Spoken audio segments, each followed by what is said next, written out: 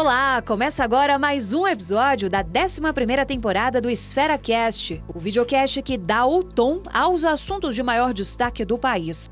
Esta temporada é temática e trata de temas voltados à saúde. Desta vez, a entrevista é com o ministro das Relações Institucionais, Alexandre Padilha. Há alguns desafios que nós temos, por exemplo, o debate da inteligência artificial na saúde.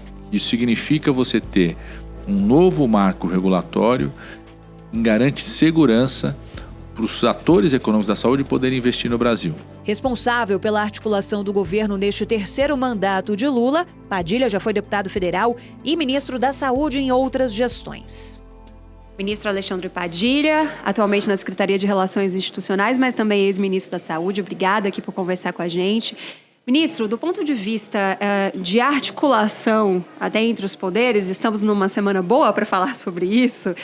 Como é que o senhor vislumbra os desafios, da gente pensar nas diferentes esferas do governo para garantir proteção de dados no setor de saúde, para garantir mais desenvolvimento para a indústria que mexe diretamente com produtos que são essenciais para a população? Acho que primeiro é acelerarmos aquilo que as próprias mudanças de legislação, os novos marcos regulatórios já estabeleceram. Por exemplo, nós aprovamos no Congresso Nacional, no diálogo que nós fizemos, um novo marco regulatório para pesquisa clínica no país. Ou seja, isso dá segurança para quem quer investir em pesquisa clínica. Ou seja, permite que aqui no Brasil você possa fazer testes de medicamentos, de dispositivos médicos mais rápido, adaptado à nossa realidade. E eu acredito mesmo que o Brasil pode ser uma das maiores plataformas nacionais de pesquisa clínica do mundo, porque nós temos algumas características que outros países não têm. Primeiro, a dimensão do país.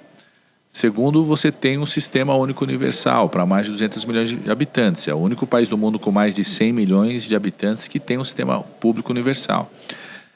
Terceiro, você tem uma diversidade étnica que é do Brasil, muito característica. A gente tem essa mistura, a gente foi constituída a partir dos povos tradicionais, de população africana que veio para cá escravizado, de imigrantes, várias ondas de imigração, que faz que o Brasil tenha uma diversidade étnica e genética que poucos países têm. Quarto, a gente tem uma diversidade epidemiológica. A gente combina ainda doenças tropicais, do mundo tropical, com doenças urbanas que qualquer outro país desenvolvido do hemisfério norte tem. Então, a gente tem um marco regulatório que já foi aprovado, a gente acelerar a implementação dele.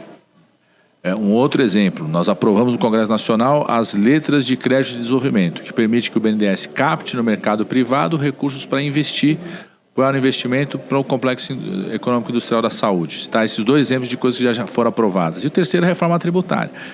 Então, acelerar aquilo que já está sendo investido, que já foi aprovado. E o segundo há alguns desafios que nós temos. Por exemplo, o debate da inteligência artificial na saúde. Isso significa você ter um novo marco regulatório que garante segurança para os atores econômicos da saúde poderem investir no Brasil. Então, a inteligência artificial ela vai abrir um novo mundo para serviços na área da saúde, para o desenvolvimento de medicamento, para o acompanhamento do uso de medicamento, para o que a gente chama de vigilância ativa, farmacovigilância ativa. Depois de aprovado o medicamento, você poder acompanhar como que é o efeito dele. Para uso de dispositivos médicos, Você tem situações, por exemplo, que você só pode ter um dispositivo, um equipamento, se tiver uma presença de médico. Tendo a telemedicina, tendo os instrumentos da inteligência artificial dialogando com esse profissional que está lá, você pode distribuir mais esses equipamentos sem necessariamente ter a presença do médico lá. Isso cria um novo mercado para a produção da indústria desses dispositivos. Então, eu acho que a gente precisa acelerar em comum acordo, o Executivo, o Congresso e o Judiciário, aquilo que a gente já mudou de marcos legais e enfrentar de forma conjunta alguns desafios de marcos legais. Eu quero citar a importância da regulamentação da inteligência artificial. Que tem um projeto no Senado que trata disso. O do presidente Rodrigo Pacheco. Sim. Então, o presidente do Senado, relatado por um líder que foi líder foi líder do governo anterior, então faz parte da oposição, então ajuda no diálogo também com a oposição. Tem feito um grande trabalho o senador Eduardo Gomes nesse projeto. Acho que tem tudo para ser aprovado e algo muito significativo para dar segurança para quem quer investir nesse setor. Esse projeto é uma das prioridades do governo agora para o segundo semestre? É possível conseguir avançar com isso? Prioridade. Mesmo com a eleição municipal? Prioridade absoluta. Estamos confiantes, está ali na nossa agenda de prioridades. Conseguimos avançar muito na construção do relatório. Previsão que agora na primeira semana de setembro seja discutida a votação no âmbito da comissão no Senado. E a prioridade também do presidente Pacheco. Então, nós estamos muito confiantes que seja possível agora, já no segundo semestre, no Senado, concluir a votação dele e vamos trabalhar na Câmara depois. A ministra Anísia chegou a citar aqui no evento uma portaria para fortalecer o trabalho da Anvisa em relação ao complexo industrial. Isso casa muito com os anúncios feitos no ano passado pelo governo, uma meta aí bastante ambiciosa de 42 bilhões de reais, né, de injeção até 2026. Como é que essas coisas estão sendo aplicadas na prática? O que o senhor pode contar para a gente dessa portaria? Primeiro, eu acho que tem um alinhamento único no governo federal de apoio ao Complexo Econômico e Industrial da Saúde. Você sabe, eu já fui ministro das Relações Institucionais no primeiro e segundo governo do presidente Lula. Foi quando a gente aprovou, por exemplo, mudanças importantes nas regras de compras governamentais que permitiram apoiar o Complexo Econômico e Industrial da Saúde. Depois fui ministro da Saúde quando teve um avanço enorme da produção nacional, de atração de investimento internacional para a produção aqui, entramos na produção de biológicos. Mas eu tenho que dizer que eu acho que nesse momento é o maior alinhamento que eu já vi de atores do governo federal de um compromisso com o Complexo Econômico e Industrial da Saúde. A gente tem o ministro do Desenvolvimento, Indústria e Comércio muito comprometido com isso, que é o Dr. Geraldo Alckmin, que tem um apelo para o tema da saúde. Outro médico. Outro médico. O presidente do BNDES, muito envolvido, quando foi ministro da Ciência e Tecnologia, teve um papel muito importante, que é o ex-senador Aloysio Mercadante. A ministra da Saúde, que foi presidenta de uma das grandes indústrias públicas de produção de medicamentos no nosso país, vacinas, que é a Fiocruz. A ministra da Ciência e Tecnologia junto com a FINEP.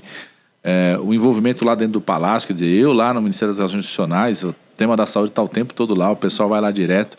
No Conselhão tem um grupo só para isso, vários conselheiros são do Complexo Econômico e Industrial da Saúde, e o presidente Lula, que foi quem começou esse debate, foi no segundo governo Lula que começou esse debate, a primeira política do governo federal de fortalecimento do Complexo Econômico e Industrial da Saúde. Não existia isso no governo brasileiro. Foi o presidente Lula no segundo governo dele.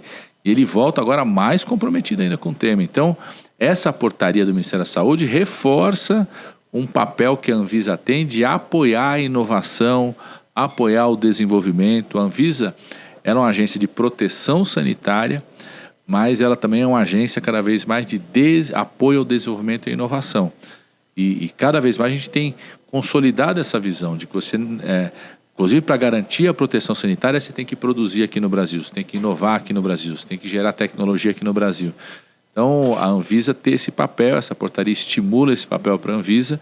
Acho muito importante ele existir, como também a gente fazia uma discussão na Anvisa, vai ter renovação de diretoria, porque esse ano encerra vários mandatos, e quero afirmar aqui o compromisso, né, o governo vai indicar nomes que sejam absolutamente comprometidos com a ideia da inovação na saúde, do desenvolvimento da saúde, que a proteção sanitária se fortalece quando você tem mais inovação e desenvolvimento aqui no Brasil. A gente está saindo de um período que foi muito triste do ponto de vista de pandemia, de cuidado com saúde pública, ministro, em que a ciência também sofreu muito com faltas de incentivos. Como é que o senhor vislumbra o cenário que a gente tem hoje e o que a gente pode projetar em termos de investimento? A gente ainda tem, por exemplo, uma dependência muito grande da importação de medicamentos. A gente sabe que, no final das contas, isso encarece muito para você pensar na ponta, pensar na população que está precisando desse medicamento. A gente ainda tem uma taxa muito alta de judicialização, medicamentos de alto custo, enfim, debates ainda muito sensíveis a serem enfrentados, e muitos deles passam também pelo incentivo à pesquisa. A iniciativa privada também tem seu braço da pesquisa. Como é que essas coisas conversam com as iniciativas do governo? É fundamental. Eu acho que nós não podemos perder a oportunidade que todo o sofrimento que nós tivemos durante a pandemia trouxe, que é uma reorganização das cadeias globais da produção em saúde. Ou seja, o mundo inteiro não quer ficar totalmente dependente da produção que acontecia no Sudeste Asiático. O mundo percebeu, quando começou a pandemia, que estava dependendo do Sudeste Asiático de luva até vacina. Então, tem uma reorganização dessas cadeias. Para reorganizar essas cadeias, que o continente americano puxando, a Europa puxando, essa reorganização das cadeias significa também investimento em pesquisa. Então, o Brasil, nesse alinhamento que eu falei, você tem a FINEP, você tem o CNPq, o próprio Ministério da Saúde que faz investimento em pesquisa. Você tem uma mudança importante, a retomada das parcerias de desenvolvimento produtivo, que é algo que a gente criou lá quando eu fui ministro da Saúde, foi retomado agora pela ministra Anísia, aprimorando um instrumento. Ela estabelece uma parceria entre uma instituição pública e uma instituição privada para produzir um medicamento, que significa investir em pesquisa. Faz com que as instituições privadas tenham que montar verdadeiros exércitos de pesquisadores de desenvolvimento, ciência e tecnologia dentro das suas fábricas. Isso é muito positivo. Nós temos um crescimento da presença da pesquisa, do desenvolvimento nas fábricas, nas empresas nacionais hoje, nas empresas internacionais que estão aqui no Brasil. Nós vamos ter um ambiente muito positivo, tanto de investimento no setor público quanto de retomada do papel do setor privado no desenvolvimento da pesquisa no Brasil. Ministro, chegando na reta final desse nosso bate-papo, aquelas 3 perguntinhas de resposta rápida, no nosso ping-pong aqui, que a gente está fazendo as mesmas perguntas para todos os entrevistados. Na avaliação do senhor, é possível que o Brasil proporcione o acesso a todo tipo de medicamento para todo mundo?